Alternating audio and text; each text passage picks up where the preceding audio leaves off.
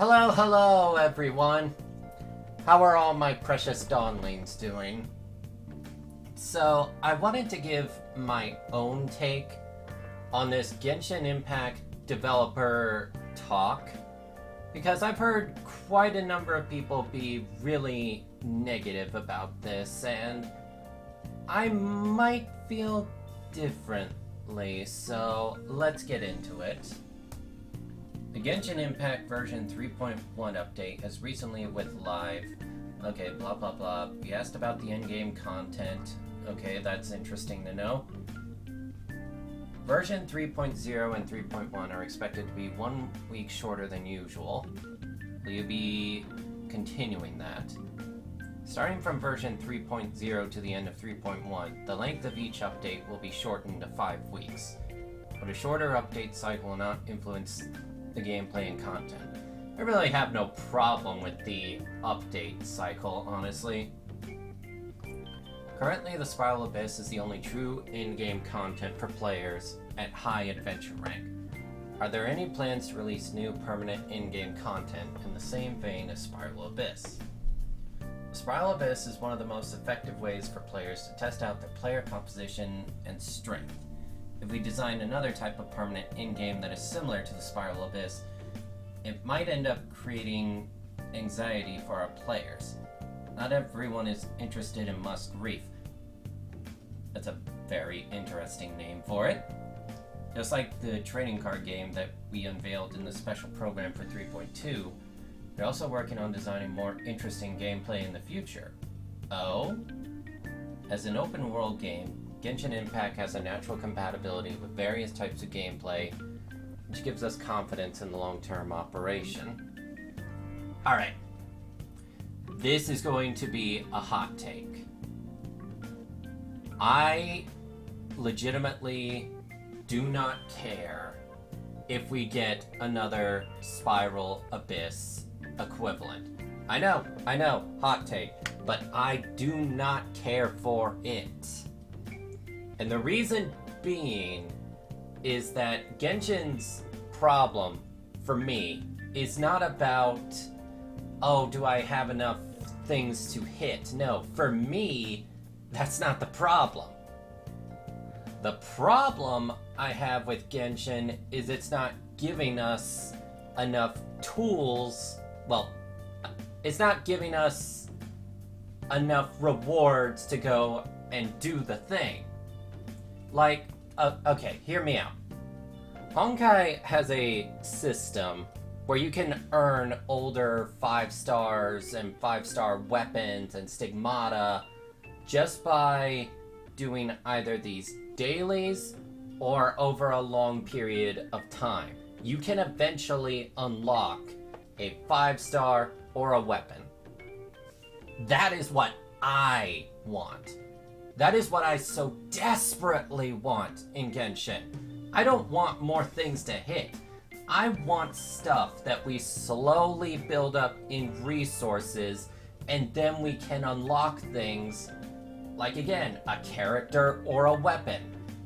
Make it a grind that is worth it. Right now, Genshin's grind is not worth it. Again, I don't need tougher content or such. I just want content that is worth grinding, that gives a feeling of satisfaction in the long run.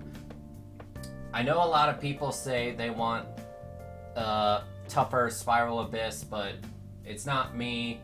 And apparently they did a survey for that, and only 20% of people said they want harder in-game content. And I can't blame them, because if my if my Hu Tao and Raiden Shogun weren't cracked, I probably would not want to do the Spiral Abyss nearly as hard as I do. Let's continue. Genshin Impact is going into year 2 with an ever-expanding roster. Some older characters might get left behind as power creep settles in. I can definitely understand that.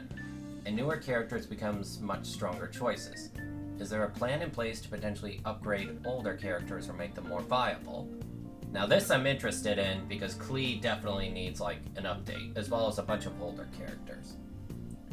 The character is only assessed by a single dimension of Oh, I don't like the direction this is going. Power creep could indeed be an issue. However, in Genshin Impact, the rules of gameplay are more impactful than how strong a character is. Therefore, new battlegrounds, new challenge levels, or even new team builds all have potential to bring new life to existing content. That is like the most nothing answer I've heard so far.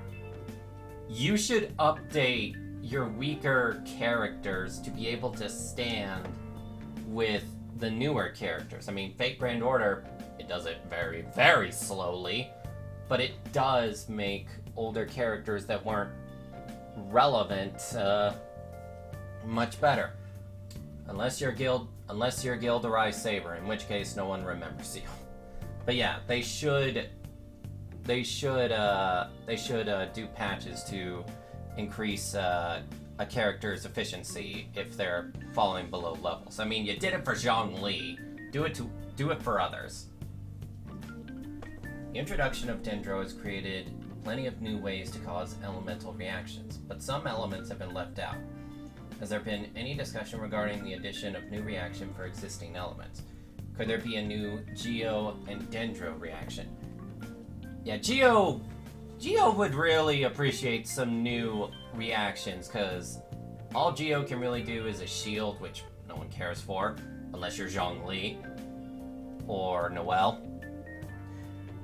And it makes it kind of hard to use a Geo character on a team that's not pure Geo. We have no such plans for the time being. With the release of the Dendro element, the 7-element system has been somewhat complex. For us, there are other ways to increase the fun of players rather than simply increasing the complexity of game rules. I kind of understand where they're going from. With easy and open rules given some time, players will come to discover their own ways of developing builds. That is the fun of this game. The balancing of all gameplay rules is part of the team's long-term design focus. Plus the team's experience and learning from player feedback in the long run are all important to maintain that focus. For us, there are... Well, I skipped out on my thought there. I think Pyro is strong enough as is. I think Hydro is good enough as is. Electro got a major boost due to Dendro. Geo needs some work to help other elements, because, again, it's only good for Geo right now. Animo is still busted because of the VV set. I say VV, and that makes me think of that one character from Honkai. Vilvian or something like that. And I'm missing another element, because there are 7 elements. Okay, yeah. Dendro is freaking amazing. And Cryo still does well. There's no issue with Cryo. For us, there are other ways to increase the fun for players rather than simply increasing the complexity of game rules. The world of Teyvat continues to expand, giving players many more challenges to complete daily domains, bosses, ley lines. Is there a chance we see a cap increase for original resin, or a quicker regeneration rate to allow players to take on more of these challenges each day? You know what I would like? Not that specific, well, that would be nice, but how about unlimited condensed resin? I would love that, because then it means I can just quickly log in, make my condensed resin, and then I could even make a farming stream out of that. Instead, with condensed resin, it's just like spend 5 to 7 minutes in a domain and then you're done. Like, I may farm in Genshin like I farm in FGO, damn it. Domains, bosses, and ley lines are important means to farm characters and weapon essential materials, and resins are required to claim these items as rewards. Meanwhile, we're also providing more option for gamers to obtain character development items. For example, many character and weapon ascension materials can be obtained and redeemed from events that we run periodically. Once again, a nothing answer that basically just says, oh, you can get it in events, except no you can't, because you still have to farm boss materials, and boss materials are the reason I take forever to ascend characters in Genshin, because it takes forever. Like, at least in FGO, all the materials I get in events I can use to ascend my characters. There's nothing I have to only grind in one specific place for to ascend my characters. New players may have been a bit lost when starting the Summertime Odyssey event because they missed Fischl and Mona's first introductions. This also happened when Scaramouche showed up in Inazuma's Archon quest after appearing in the limited time Mondstadt event. Is the team considering adding a way for new players to see or replay old story-related content and cutscenes that only exist in pastime events? Yes, please add that. I missed out on the second Albedo event, and people say it was one of the best events in the game, and I'll never get to witness it outside of watching cutscenes. We're aware of this issue and are looking into solutions for it. You know, you could just have it where you're able to download the event, you have it there for a short time. You don't even need to include the rewards, well, other than the any weapon that gets included with it. Anything limited to that event should be included. Stories from limited events shall never become barriers to understanding and playing Archon quests. I heard some people say that for Scaramouche it kind of was, and I kind of agree and disagree, because whether you know about Scaramouche or not, you still get the same menacing vibe from him. On the other hand, we're also working on beginner tutorial adjustment. What? Client capacity optimization, intelligent management of past content, and other optimizations. And as our technology and capacity grow, we hope to have useful solutions that players welcome. Alright. Costumes were added to the game last year, providing new stylish looks for some characters. How likely is it that the Traveler becomes a recipient of one of those costumes? It would be interesting to see the Traveler in clothing that represents some of the regions they enter on their journey. It is an intriguing idea to design outfits and accessories with regional characteristics for the Traveler. I don't have anything to share on that front, but we're always considering new ideas. Why does the Traveler not have an outfit by now? Like, going back to FGO again, Mosh has a summertime outfit since the very first summer event. But she's actually gotten a second one by now. So why doesn't the Traveler have an outfit?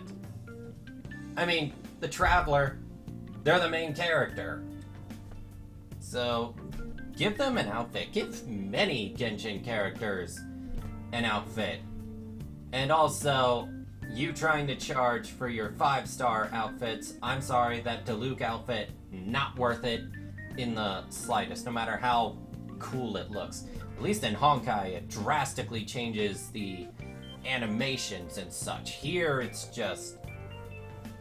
it just doesn't look nearly as good. Look at the difference between a Honkai 5-star costume and a Genshin 5-star costume, and the difference is immense. As a follow-up to the previous question, Aether and Lumine seem to get fun little accessories during certain quests, like a mask or flower crown. Let me wear that flower crown in Sumeru. That Aranara quest, well, tedious, was... It gave you that little flower crown, and I'm like, oh, that's so cute, I wish I could wear that. But you won't let me wear it. We've been discussing this question with the team and other ideas similar to it. We don't have any new detail. Come on, it can't be that hard to make it a permanent thing. On top of Genshin Impact, Hoyoverse is also working on Honkai Impact 3rd, Zenless Zone Zero, and Honkai Star Rail. there's been a crossover between Genshin and Honkai Impact 3rd in the past, where I'm going to try to say her name right. Keking and Fischl arrived in Honkai Impact. Are there any plans in store to do the reverse and bring characters from Honkai Impact 3rd into Genshin Impact? In terms of characterization, we wish to channel more effort and attention into creating characters from the world of Genshin Impact. Well, that explains why that crossover character from Horizon Zero Dawn got nothing. If there are new opportunities for crossover in the future, we're sure to share them with everyone. That's it? Huh. Alright then, that was shorter than I expected, honestly. So, I already pretty much gave my overall thoughts, but let's quickly scroll through for a summary of things. I don't have an issue with them having either a shorter cycle for patch update. Actually, no, I do have an issue with that because that's less time for us to farm Primo Gems. Although maybe they make up for that with how many Primo Gems they give in events, I'm not sure.